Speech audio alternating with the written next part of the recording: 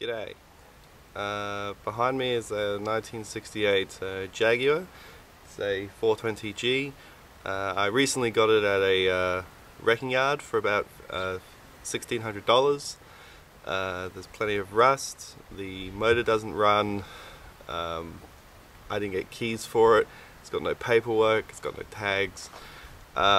It's basically just a project that I think I really want to undertake. So why even work on a car like this? Why would I want to look at this Jag and say, I'm going to spend money, time and effort into fixing it?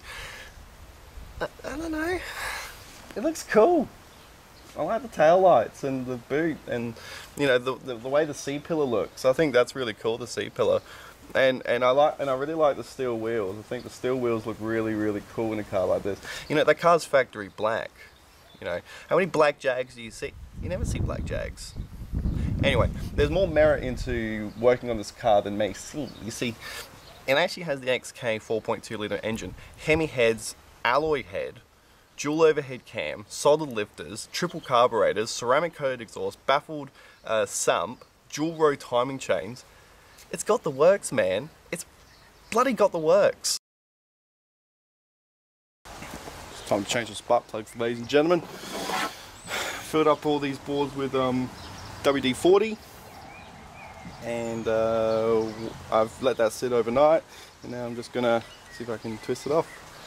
So I remember cylinder number 6 being a bit stuck when I was trying to work on it at the wrecking yard.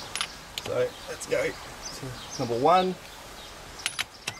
Yeah, she's still a lot of pressure on that. I think it's oxidized just a little bit. Not good. WD-40 didn't do much penetration. It's still pulled up in the spark plug hole, so that's not a good sign. It hasn't gone down the thread. Great, let's keep going. There's a 13/16 deep socket on a wobbly extension bar. I don't have any, I don't actually own any ratchets. They keep breaking, so I've got to use, can't break this. There we go.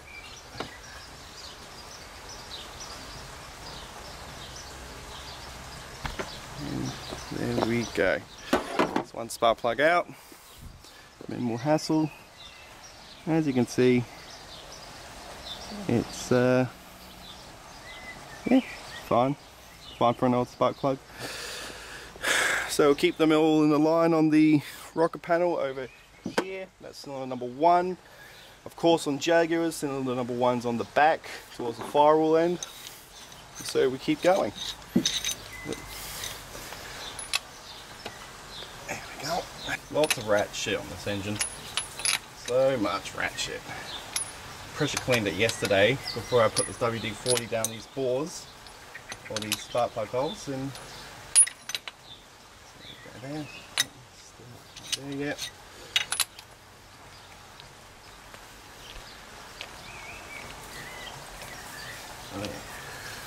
Hopefully I won't have to helicoil these bloody threads.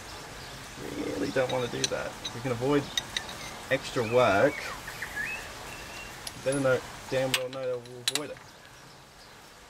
That one's a bit charred.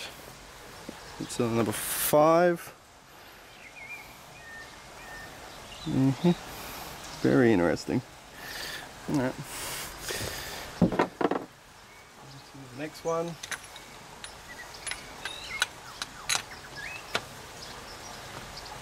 Oh yeah. Oh yeah. That was fucked. Oh yeah. It's fucking tough. Damn. Alright, leave that one. I've exposed a few of the threads to the WD-40, so hopefully that will actually get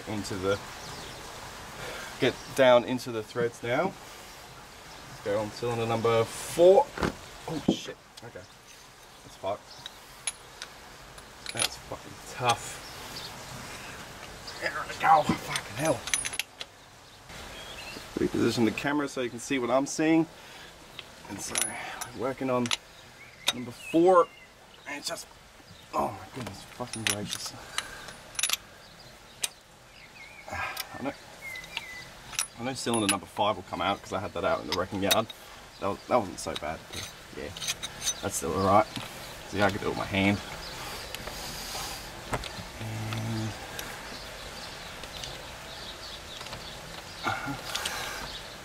And it is horrible. It is horrifying. I hate this. This is not kosher, man. This is. I can feel this. It hurts. Mosquitoes now. Where are the mosquitoes coming from? It's daylight. Alright. Ow! Ow! Fucking hell. Alright. Now I got one of these. Bang my head on the hood. That's alright. That's number 5. Gotta count backwards. Gotta count backwards. Alright. I know this one's gonna be a prick because this is the first one I tried pulling out in the wrecking yard, number 6. Oh, fucking hell. Alright. Oh, that's fucked.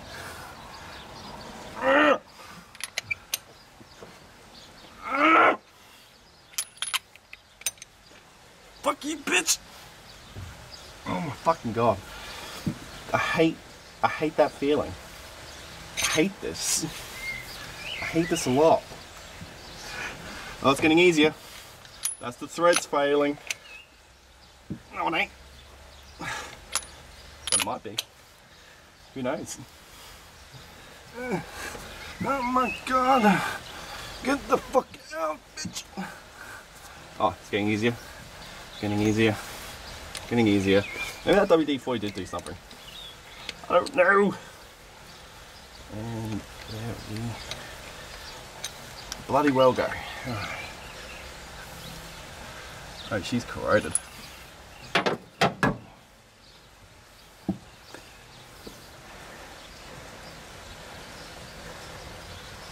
See that? A little bit of corrosion. So that's why we're doing this. So put that next to cylinder number 5. And we got 2 left. We got this one and that one. Alright, let's give it another go. I love stripping aluminium threads. Oh my god. Alright, bad touch. Oh my god. Get the fuck out, you fucking slut. Alright, that one's getting easier. I think that's a common theme. They're sort of like seized in there until I can get around them. Give them a few twists and here they come. That one's hopefully coming out still square. It's not fucking my life up. It's making me happy. This engine's making me happy, not making me regret my life. Oh yeah, lots of schmutz on that. Not rust, but schmutz on that. That's number 4 done. Now the final one, number 3. And this one's a real pain in my dick. Maybe. Oh my god. I hate this. There we go. When the engine's nice and healthy, this is not going to be a bad job. This is going to be a fun job. And I'm going to be happy. At this stage, it's not making me happy, but I love this Jaguar. I need this Jaguar in my gosh dang life. There we go. And does that come out? Oh god. Last bit of thread, of course.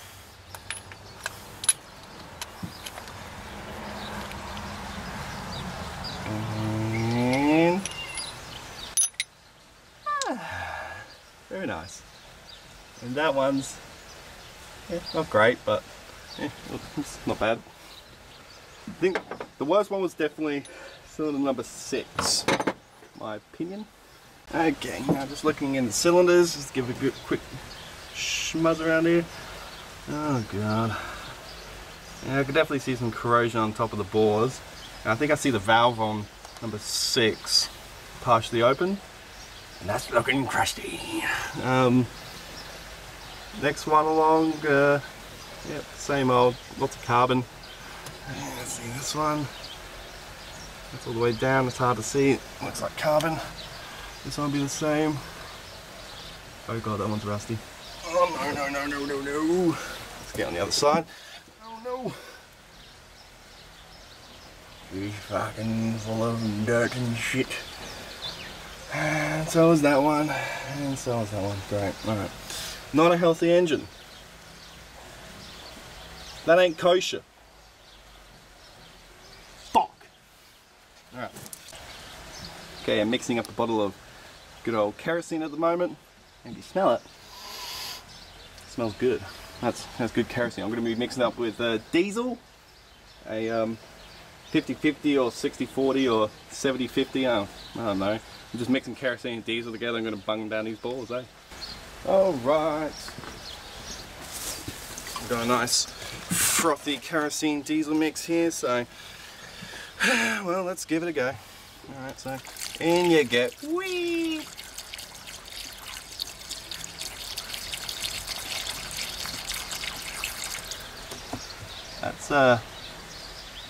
That's filled up, man. Alright, and next one.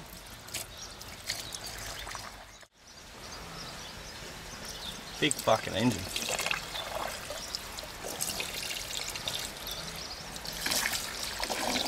Oh, don't tell me I'm out. That's what I'm worried about. Yep, I'm out of kerosene. Hope I didn't spill it everywhere, man. That looks so fucking wrong. I hate that. I hate this. I hate every part of this. Alright, so while that's going to be sitting, I have to leave it for a week and come back to it. The next job would have to be, I'm not sure what the next job is, but after those cylinders have soaked for a good long time, I'm going to move on to the front of the engine here to chuck a breaker bar on that pulley and give it a few spins, see if it survives. Seeing how the condition of the cylinders are. So that one, yeah, hopefully I've drowned that one, the valves are going to get attacked, all the cylinders are going to get attacked, all the cylinder walls. The point of this is to give it the best chance of survival possible. If, say there's shit in the engine, which there is, it's not going to run. You see, if it has a stuck valve, and I try to crank it, it's going to bust open the cracked valve. It's the open valve, and it's going to bust it open, and I'm going to have to tear this engine apart.